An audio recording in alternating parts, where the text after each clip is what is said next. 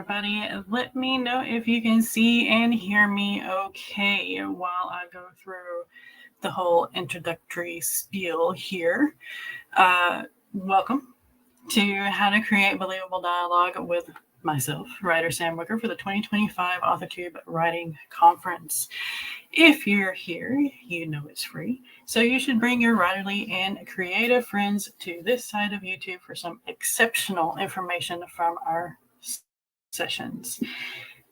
Also, hit up the Ko-fi link below because running this thing takes a lot.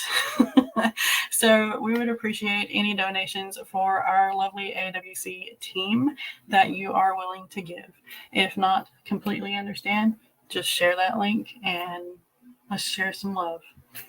If you are worried about not being able to watch everything, because I know there's like 4 panels going on at the same time as this one, don't fear. The AWC presentations will be up for the life of the channel. All right.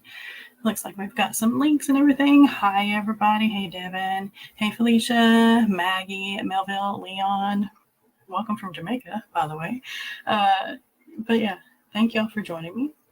Be sure to check out the links, the other links, in the description box for the AWC schedule website, giveaway feedback form, and all the others. The AWC is proudly sponsored by WTC Creatives, website designed for writers and authors. WTC Creatives is pleased to offer 20% off their professional web design services. This exclusive discount is available only during the duration of the conference and will remain valid for up to 6 months from the date of issue. To redeem this offer, just visit the link below or in the chat. The AWC is also sponsored by Letterpress. Letterpress lets you publish your books or seller fiction, sell directly to readers, and even set up subscription models with no platform fees or on direct sales. Be sure to check them out. They may be the key to reaching your readers that you are looking for. Not a Star Wars reference at all. Nah, I don't know what you're talking about. For those of you who are new here, you might be wondering who this person is. Thank you for joining me again. I'm an author of 3 published books with over 60 more to come. Yeah, you heard that right. The links are down below. My books and characters thrive on interactions, and most of the compliments I receive are because of my dialogue. The importance of dialogue is kind of a loaded answer. You ask any English or literature professor, writer, and or editor, and they will all give you their opinion, often differing in some way. So the definition of good dialogue or believable dialogue is often vague and subjective. Some will be completely different from one another, while most will have a few key similar elements to creating great dialogue. We will focus on those key elements. You can use your brilliant brains to build from there. How characters converse with one another and sometimes their environment, ever talk to inanimate objects? I do. Breathes life into your work. Good dialogue is defined as character revealing, plot advancing, natural, and engaging to readers. This presentation is set up kind of like this. Why is dialogue? What is dialogue? And who is dialogue? With about 20 minutes of Q&A at the end. And yes, that was a butcher of Drax's epic moment in the Guardians of the Galaxy. There are going to be questions throughout. So this is an interactive panel. This is not recorded. You will hear me stumble and do all the time. So I apologize for that. But this is what it is. If you hear a pause, you missed a question. Shame on you. Pay attention. All right. We heart characters. Why do we heart characters? Let's talk about this big one right here. The main reason for dialogue, in my opinion, this is just mine, is making your reader fall in love with your characters and keep on reading to see what happens to them. Dialogue is where you can reveal who your character is without long, boring, tedious expositions or awkward scenes where One character is explaining how this character looks, as if this character doesn't know how they look. That only works in a handful of scenarios, okay? So character A calling character C short stuff lets you know that either character A is really tall or character C is really short. And we forgot about character B. Oops. No, wait, here we go. Character B constantly yells at character C, poor C. So what does that tell you about character C along with short stuff? What does that say? Thank you, Rach and Maggie. Your characters are totes opinionated and chatty, but they are also the ones who communicate with what they don't say to. Yes. Watch it on the replay. You're awesome. Hey, Rita. Hey, Melville. Laughing. All right. So if character B is constantly yelling at character C and character A always calls character C short stuff, maybe this character C is younger. Maybe they are a child or a teen too. They're not just short. Maybe they're younger. So while plot is the drive, the character is the one behind the wheel or in the car at least, and dialogue is the reaction to all the bumps, zigs and zags, the radiator blowing, all the fun stuff that happens along the way. So character A can get car sick with curvy roads. What is something they say to convey that isn't necessarily telling, so that readers don't have to read it on the page? You don't have to spell it out on the page. What is something character A, when they get car sick, say to convey that they are sick?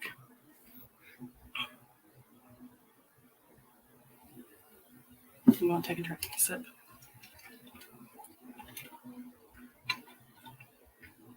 You also tell me if I'm going too fast.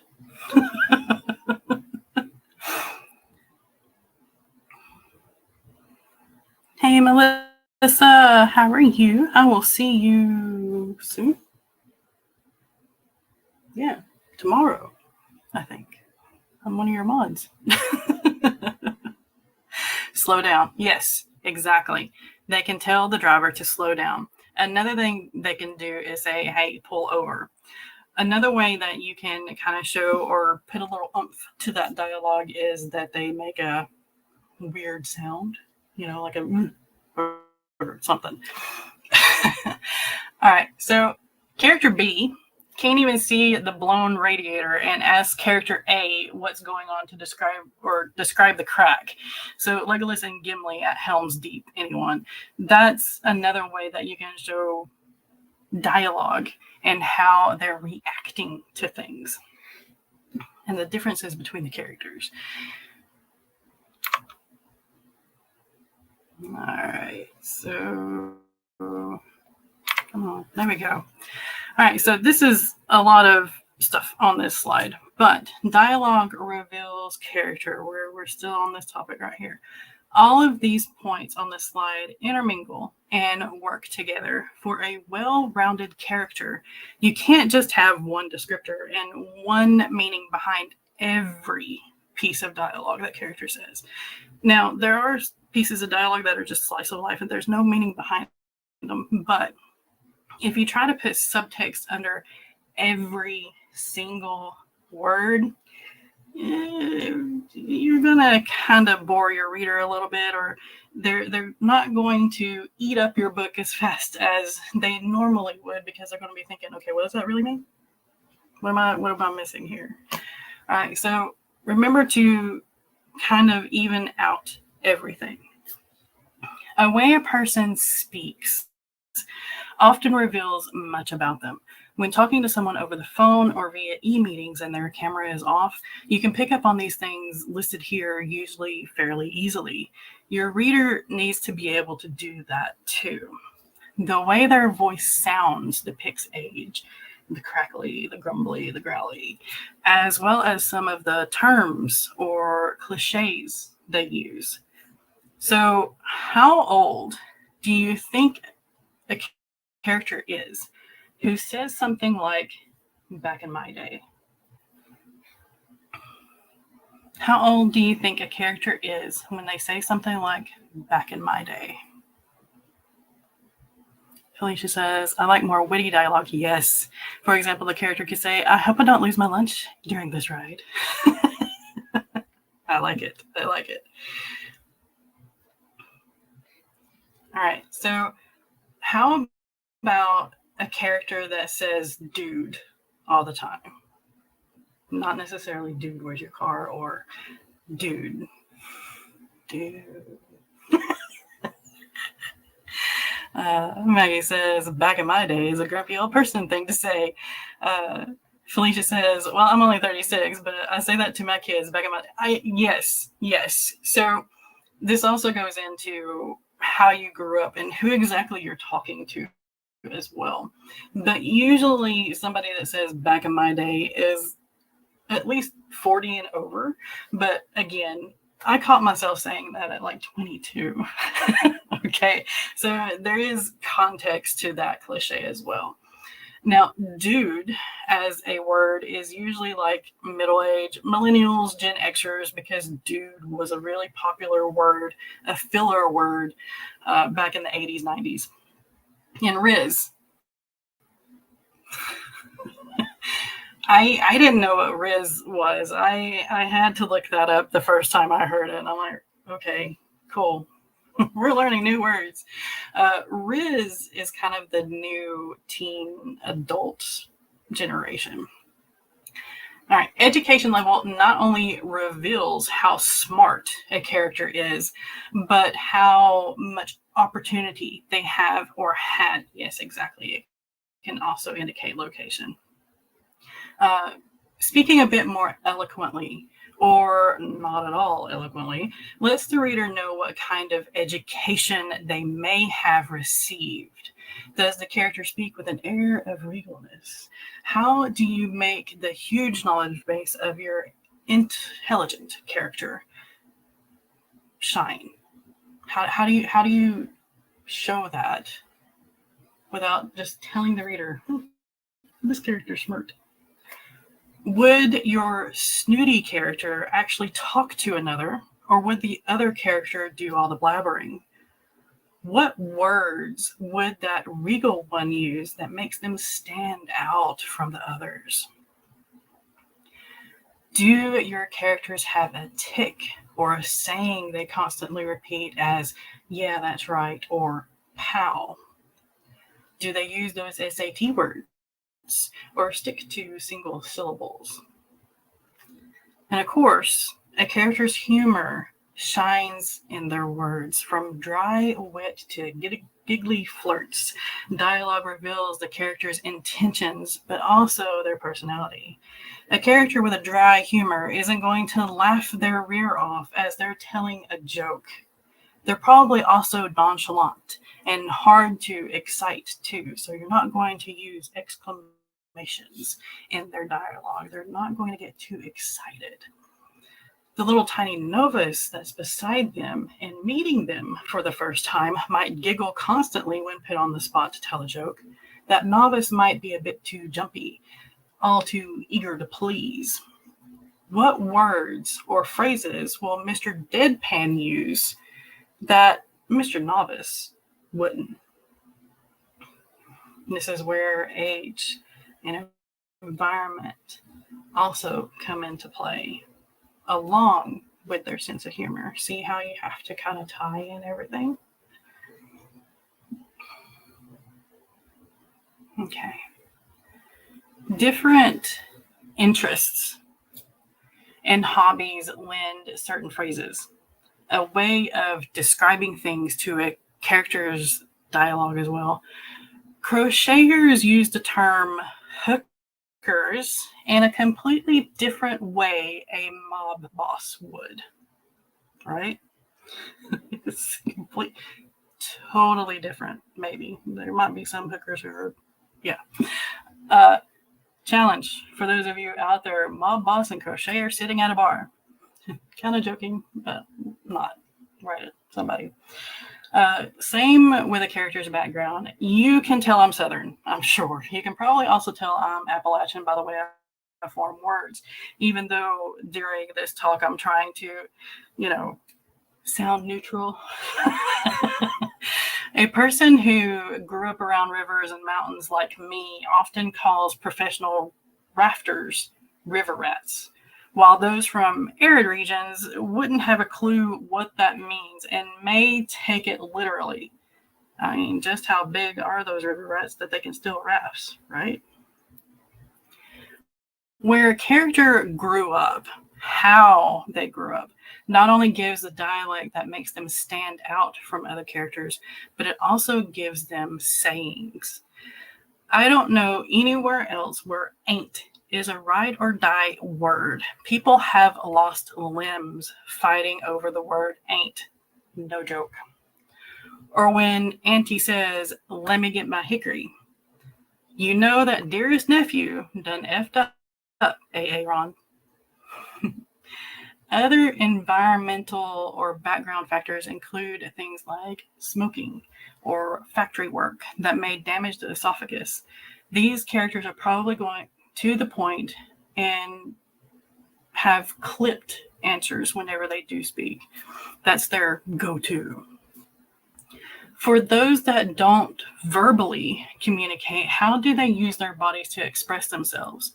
The words they use while signing can be just as particular to them as anything verbally said. You can pick up on relationships between two people in a group with the use of nicknames like babe or honey, or friendship types such as the use of dude, which also reveals age and territory, or the way they insult or tease one another. People don't tease others lightheartedly unless they have a knowledge of that person and like them. A bully won't be mean to somebody they respect, maybe. Insulting, well, that depends on the other factors of your character's personality, doesn't it? They might insult everyone they come across because that's just how they are. Those in long relationships with one another, no matter the type, will have inside jokes or phrases they use with one another. They may reference something in the past to make their point come across that they're discussing now, leaving the third wheel or outsider clueless. When you're writing a series or have time skips, the best way to show a character and changing with their circumstances and experiences is through dialogue. They go from innocent questions to hardened, scoffing remarks? Or do they go from being talkative, open, and friendly to, after the trauma they faced, a dark and broody type sense of doom? This list on this slide can help you build a character and therefore their dialogue. If you ain't teased, you ain't loved, right? I'm going to save that question to the end. Maggie says Daisy talks about science and math off page, but a lot. But the other characters all realize, like, no, math doesn't make everything easier. No, it does not. And Relic of Time War, none of the characters from the Old Kingdom use contractions when they're speaking. See, that's good. That's really good. All right. There is more than one way to advance a plot. This is another key thing to dialogue and why dialogue is important. Dialogue makes the plot points land a punch. If you're plotters, you might want to write a few lines of dialogue that go well with the situation or the scene. Act 1 has the inciting incident, right? Instead of asking for someone's opinion during the inciting incident, does your main character go at it alone? Or is it that one sage, wise wizard, Doc Brown, none with a ruler, they trust, giving them that final push into Act 2? What do those discussions look like? Does that dialogue mimic a teacher and a student, a parent and a child, a wizened hardbutt to a frustrated hothead, or a friend to a friend? Each of those relationships are going to sound different, use different words, and use different tones while pushing the plot forward. Somewhere between the inciting incident and the climax, did the main character lose a limb? What was their reaction? What about their significant others or their bestie? But did you die? That's very much my bestie's question. But did you die? Did they scream into the ether about their pain, or did they grind their teeth before giving a wan smile and calling it a flesh wound? How do they talk to others when they're facing high stress or a large change in their life, like what happens in the climax? Are they short and clipped? Do they shut down and not talk to anyone? Or do they lament to anyone who will listen? Does that stress tear them from reality and put them in their own little world? Does your story have your characters descending into madness? How does dialogue help with that? Maybe they start to talk to inanimate objects. I promise, I'm not crazy, y'all. Or they start talking to people who aren't even there. Or maybe they are so distracted, they walk into a river while talking on the phone. Remember, through all of this, never lose your character's voice or personality. Remember the slide from before that helps build your character's personality, and we'll talk a little bit about that a little later too.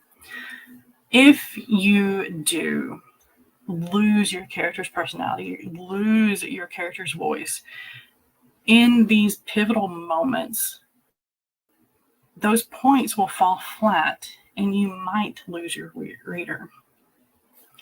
Dialogue tightens the laces up of your plot points by often revealing what a character wants, what drives them. The male main character wants to win this woman, so he talks to her every day, flirty or trying to be, and the reader gets the hint that the male character likes the female character without you, as the writer, having to literally spell it out on the page. That is good dialogue. That is dialogue that feeds your reader information that they need. Dialogue can also show us what they are afraid of. There's a tremble in the MC's voice as the hiss of a snake sounds. "Let's get out of here," she says, a bit too forcefully. What a character wants and what a character needs, what a character is afraid of, are main plot drivers, which you can use dialogue to show so you don't have to tell. Devin says that she tends to be dialogue heavy in her books. Same.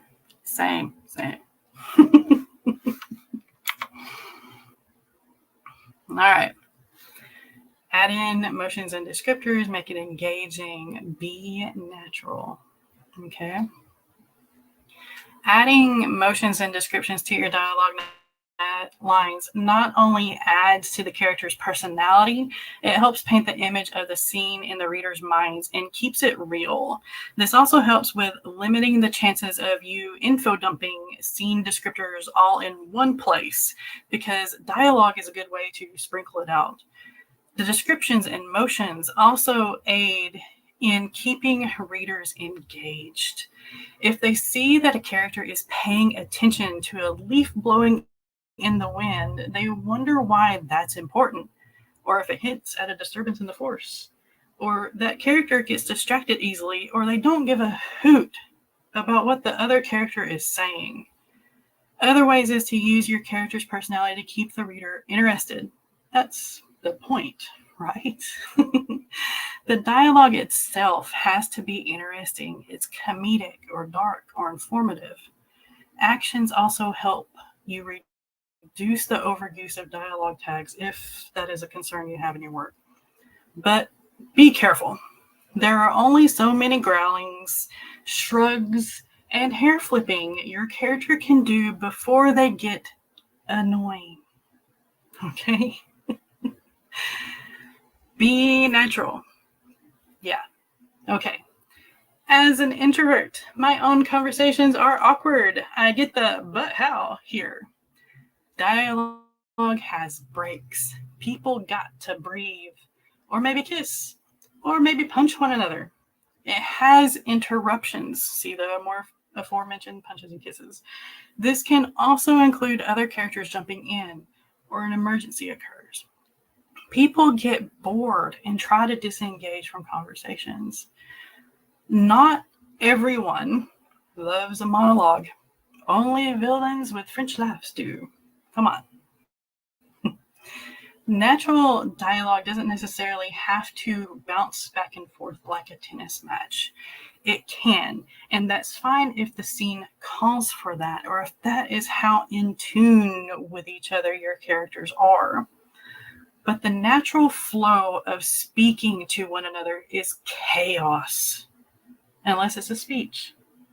And monologuing heroes getting throat punched is an awesome scene, and what would probably happen in real life, right? Right. Someone's words trailing off because they see a cat walk across the road happens. Dialogue is interactive with the environment, so use it. Dialogue drops information about the environment, the objectives of the character, the situation that they're in. It shares the reaction from what is happening. They're not going to watch a building burn down without commenting on it. Well, unless they said it themselves. How can you show that in dialogue? Okay, so we'll go back to character A and character C here. Character A, well, that didn't work. And you can add in the crackle of fire as a descriptor here. Character C, told you we should have set in another propane tank. Don't ever listen to me. Nope. Character A, could you carry it? Short stuff. See how much those three little lines give away? Just those rough lines. That could be better, I know. But those rough lines give away a lot. Yes, people repeating words while stammering to express something is very real. And sometimes forget dialogue. I do too. I really do. But yes, be natural. All right. So, constructing believable dialogue is difficult. So here are some things you can do to get ideas and hit all those important notes we've been talking about. People watch, read, know your characters, have a reason for the interaction, and make it natural. You've heard these before, I'm sure, but don't go into panic mode just yet. People watching doesn't necessarily mean you have to get out of your pajamas and make your presence known to society. It can be watching a highly rated show or movie in your genre and paying attention to the character's dialogue. You can become that nosy neighbor and listen in on what's being said across the fence. Y'all, be careful with this. I am not taking responsibility. I don't have your bail money. Okay? Paying attention to others while completing tasks you have to do is a good way to kill two birds with one stone. If you have to do laundry at a laundromat, listen to the kid asking a million questions. See how long it takes for his mom to answer rapid fire. Does she get aggravated? Is she patient? Which would your female main character be? Impatient or patient or not even paying attention? Read. I think all writers say this, but I will add to this. Listen to audiobooks. Pay attention to the banter, the conversations, especially those audiobooks with multiple voice actors doing the different characters. Reading will also help you format your dialogue properly, and we all know we hate formatting. People watching is also eavesdropping. Yes, it is, but you don't get caught as much if you're smart about it. Looking across the fence and eating popcorn, yeah, you will get caught. Listen to the way your favorite characters on your favorite shows speak to one another. I said this before. That's part of people watching, or can be part of people watching. Keep your eyes closed while doing this so you're not distracted by Dr. McHottie. Write down this dialogue and study it. See if you can take it out of context and still see that scene in your mind or those characters in your mind. That's how you know it's good dialogue, because you know which character said which line without even seeing them say it. Know your characters. Those of us that are pantsers cringe with knowing things beforehand, but this is kind of a must. Dust off those old personality questionnaires and character sheets and do the work. Then go back over that character's dialogue and see if they would actually say it that way or if another way is needed. If you don't want to do that, I'm looking at myself here, then during one of your editing rounds, you must take the time to go over each character's lines and make sure their voice is strong. They need to come off the page, every page, as themselves. No one but extreme extroverts go up to complete strangers without a reason. Whether it's to make small talk to pass the time, ask the time, or get some juicy gossip, there has to be a reason for the talking, or the talking is meaningless. Build information off of the why that character is talking to another one. Then make dialogue from it. Are they going to talk about the weather? Great. What is the weather doing? What colors does that weather make the environment? Does one character smell rain while the other doesn't? Create lines the characters can say from there. Weather can be interesting. Trust me. Are your characters sipping coffee while watching a tornado take their neighbor's house? And not every conversation, I'm going to make a little note here, not every conversation has to have a deep secondary and tertiary meaning. It can be a slice of life moment before that tornado picks up a cow. But a good part of dialogue is the subtext. So decide what that scene needs to convey with those words. We don't always say what we mean. Hence the dialogue action tag of eyebrow waggle and many others. By these powers combined on this slide, we have a great dialogue. We have natural dialogue. We have believable dialogue. We have people breathing between words because they just ran a mile. We have people interrupting others because they're narcissists. We have squirrel moments. People use the wrong words all the time. So maybe your character has a tendency to overuse a word and it has the wrong meaning. Princess Bride, anyone? We hardly say each other's names when we're talking to the person right in front of us, unless we want to get their attention, the squirrel moment. Let them know how much trouble they are in. Anyone's mothers ever use your full name while staring at you in the face? It's scary. People don't always agree with one another. They interject.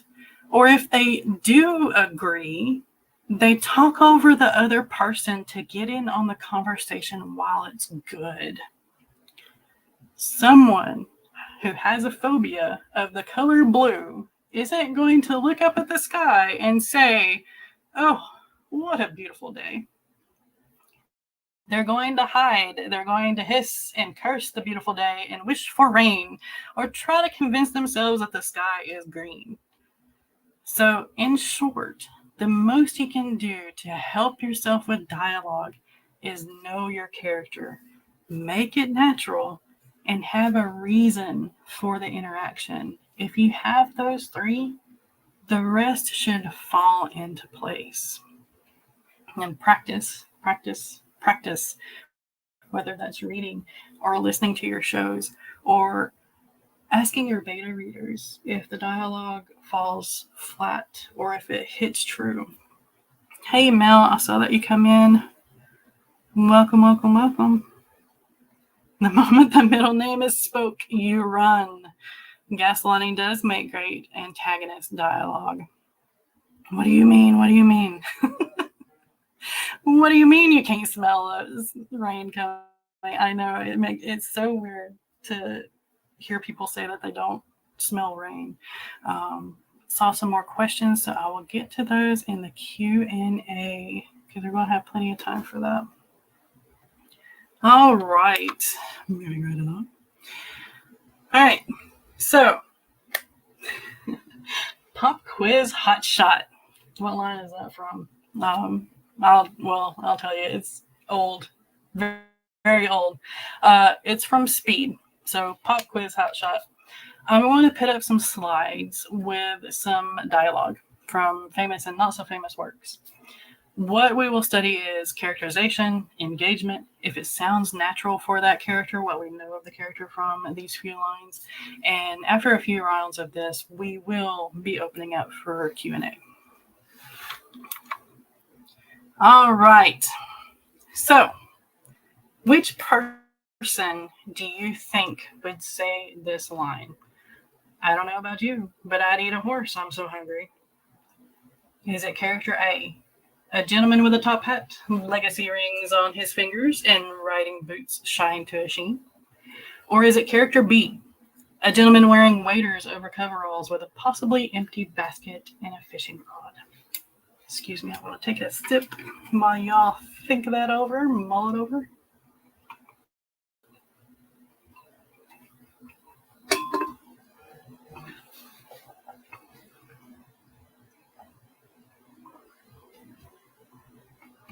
We got Felicia saying character A. We got Melville saying character B.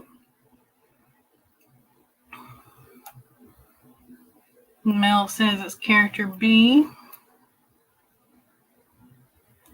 I recognize him. For those of you that don't know where he's Mel. Maggie says character B, unless character A is a con man. That's a good one. That is a good one. All right. I'm thinking that this is going to be a character B thing because usually a gentleman who has legacy rings, like family rings and stuff on his hand and riding boots that shine to a sheen, he's going to have somebody waiting for him at home, a servant ready to feed him. So character B, Felicia says, oh, it's all right. It's good. It's good. Character B, a gentleman wearing waders over coveralls with a possibly empty basket and fishing rod. We kind of already pick up that he's a little bit poorer, maybe, than a character A, the gentleman. And he's probably got more interaction with horses, too, maybe. And if he has an empty basket, then he didn't catch any fish. So, yeah, he might be hungry enough to eat a horse because he didn't catch any fish. Poor guy. All right. So to go along with this question, would an orphan that was born in a locked ward with no education, no pictures to see, nobody to interact with, say this too? Would they say, I don't know about you, but I'd eat a horse. I'm so hungry. Born in a locked ward, born in a single room with no interaction, no education, no pictures. Right. Character B wouldn't literally eat the horse because horses are work machines and horses are opportunity.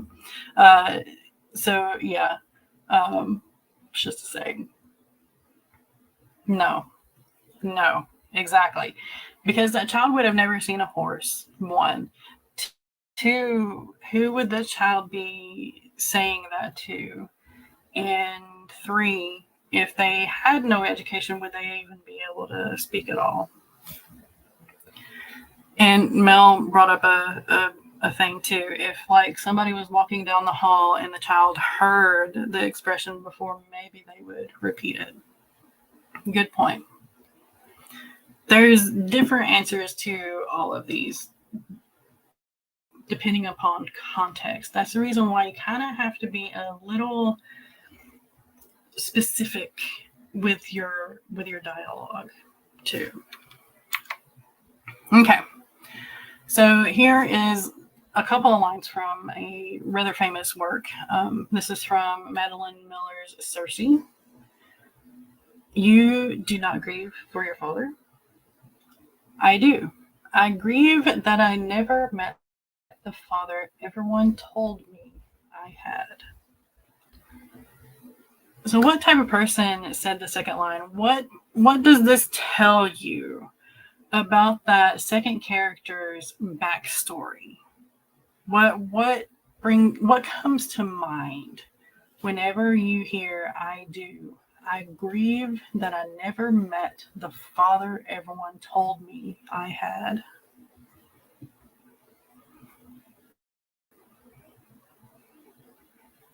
I'm gonna take another sip because you're making me talk a lot. No, not really.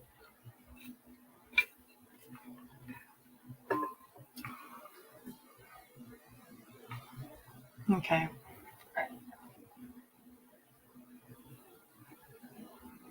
So this is Circe talking to Telemachus, or asking Telemachus, the son of Odysseus.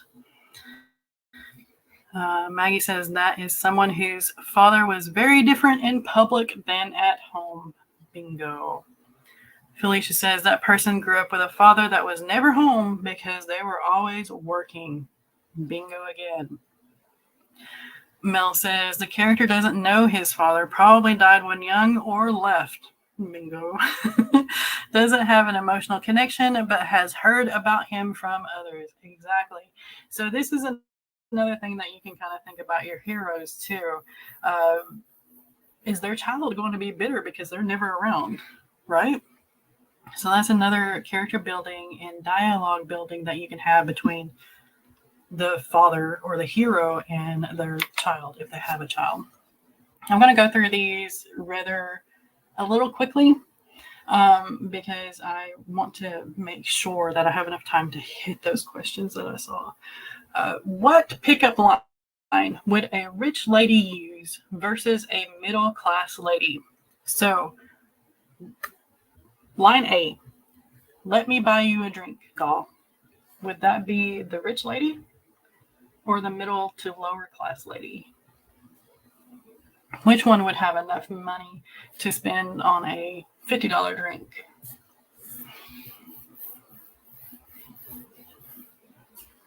And then buy me a drink and we'll have a good time. Is that a rich lady saying that she doesn't have enough money to buy a drink? Or is that a middle-class lady wanting to have a good time but not wanting to spend the money? Hands down. Rich. Okay. And don't think too hard on this. The thing about dialogue is your readers are going to be eating up your book. Lines like these give tiny insights, little building blocks, almost in the subconscious to your characters in their minds, almost in their subconscious minds. But they don't spend a lot of time on each individual line, do they? That's the reason why it's almost subconscious that they pick up on those things.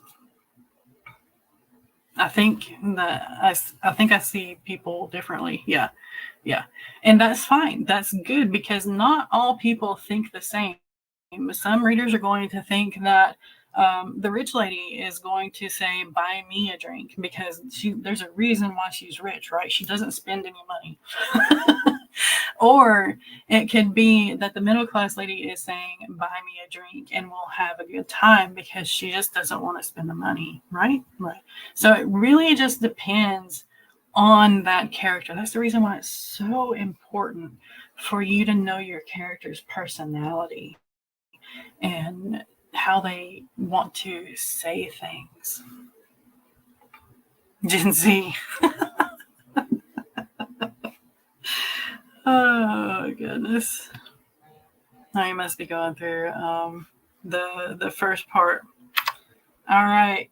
So this is from another famous work. So I thought you didn't, if you'll pardon my. You see, I carry on a little business on the side, a little sideline, if you understand. And I thought that if you don't make very much, you're selling bonds, aren't you, old sport? So this is from The Great Gatsby, F. Scott Fitzgerald. The term old sport is a very Gatsby thing. It's almost like a tagline. Fitzgerald didn't need to use dialogue tags whenever Gatsby was speaking because he always said old sport. He always called the other person old sport. You could tell it was Gatsby speaking in that book. So the emotion here, Gatsby's nervous. He is awkward here. He even interrupts himself mid-sentence. So if you want to show that your character is nervous, they're going to stumble, they're going to have false starts, they're going to interrupt themselves in mid-sentence. You don't have to wait for another character to interrupt them if they're nervous. And with education, this is still polished because of the era. So that's more of an age thing or more of an era thing right here. But age can be kind of picked out in this too, because starting a little side business. He's not a teenager, obviously. But he's not an old man because he still has enough energy to do that side business. So yeah, and he's trying to talk higher class than he was born, but he's still very insecure. Exactly. Okay. All right. Tell me if you, what kind of scene do you picture here? What are these two to one another? I'm taking tonight and tomorrow off. Where are you go? Anywhere else?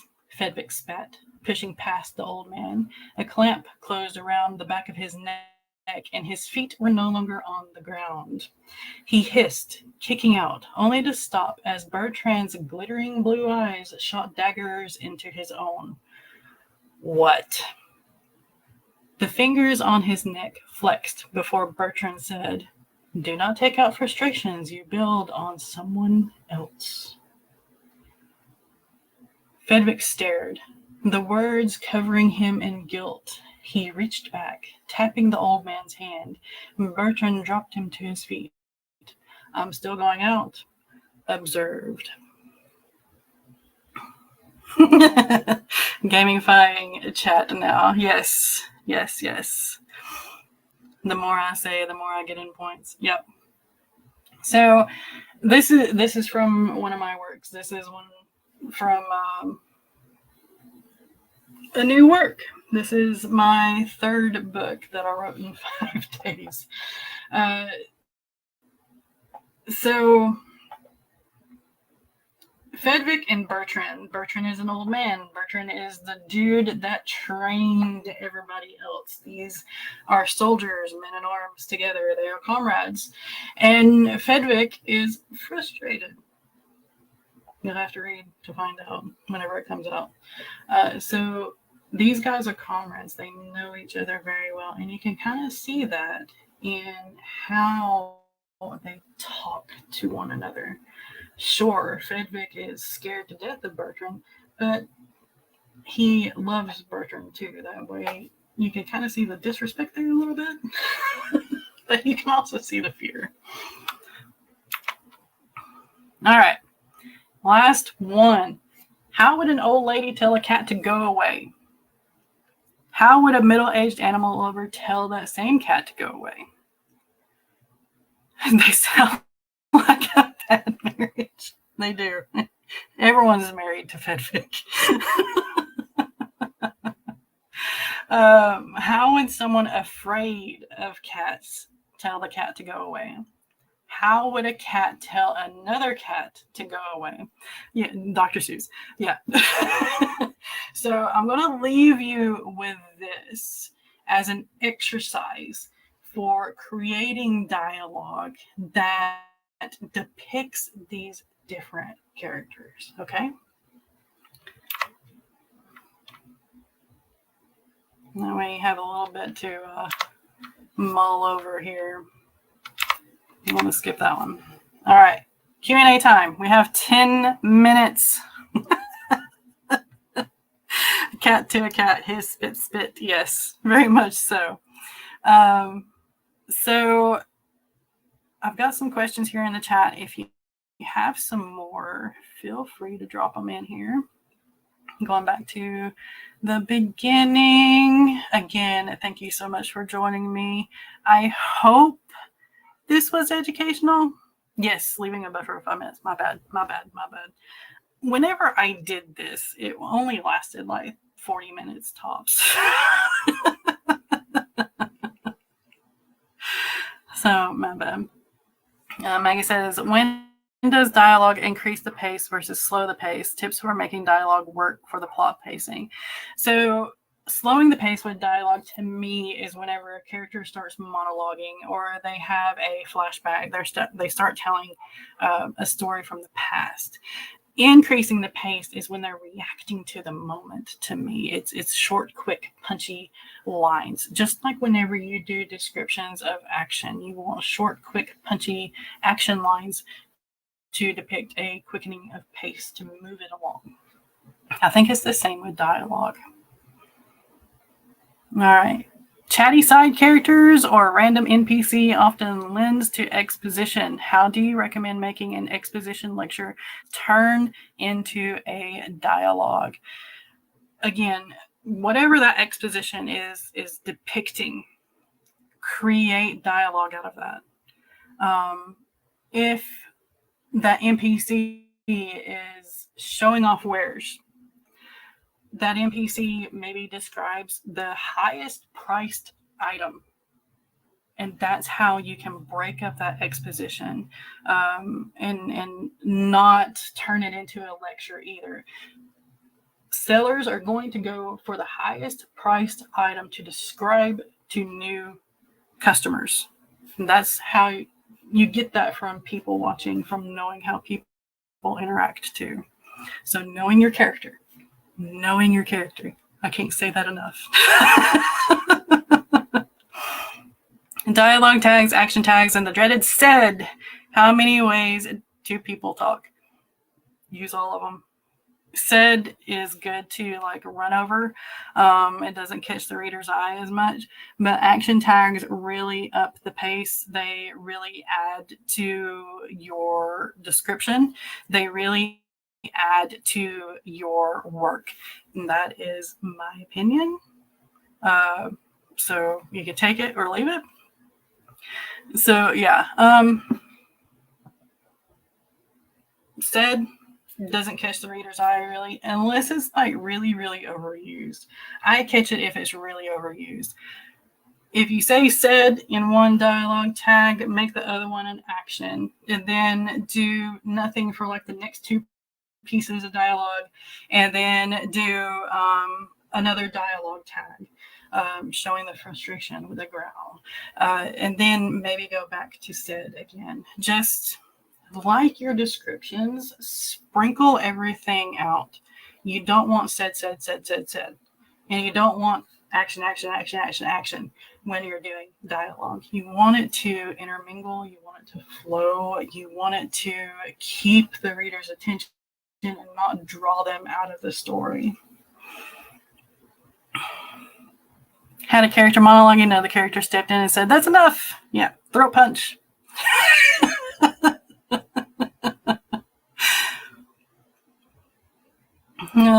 Say more so you can level up. Yeah. Felicia says, can you use a section of dialogue in the blurb? I I've seen that done a couple of times, and it actually did make me pick up the book. So if it is good dialogue with some exposition in it, with some action in with it, that can lend to the reader knowing what the book is about in the blurb, yes, use it. But don't use it just because it's catchy, because sometimes catchy doesn't catch. Okay, sometimes catchy makes the reader think that you're trying too hard. So if you can have enough description in there, what you need to hit in that blurb, what's going on, who that main character is, why we would be interested in that main character during that dialogue, sure, very much so. But again, just be careful. Blurbs are to draw attention to your book and make that person want to pick up your book.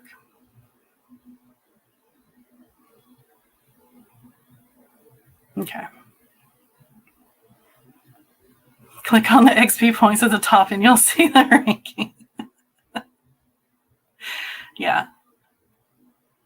Try to avoid said whenever possible. Now I think I skip it even when I shouldn't. Yeah. Try to avoid saying said and prefer action beats. Exactly. I do too. As obvious in that one slide that had my boys talking to one another. The exact words were, "Perhaps that was a bit long-winded." The reply was, "Well, I love giving speeches." Action beats are fantastic, even when autocracy says I need to use more said. Exactly. That's another thing. Don't necessarily, like I said, everything has to have a moment in time. So sprinkle everything throughout. Don't be repetitive. That's the main thing. Don't be repetitive, because that usually is what draws me out of a story anyway, is the repetitiveness of it.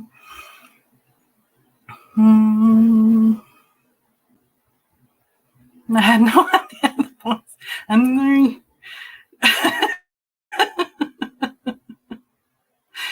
Said, etc. in an action tag. Yeah.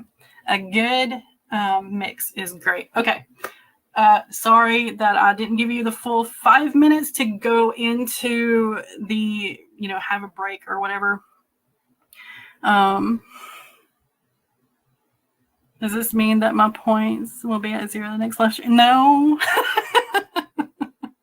The character has a distinct voice, like from Heather's stream. Yes. Yes. Do not rely on the grammar programs. Exactly. All right. Make sure to check out the links down below. Make sure to fill out the AWC vote for your favorite speaker or whatever the awards are, and all that good stuff. Follow the playlist. Have fun. I will see y'all next time. Thank you for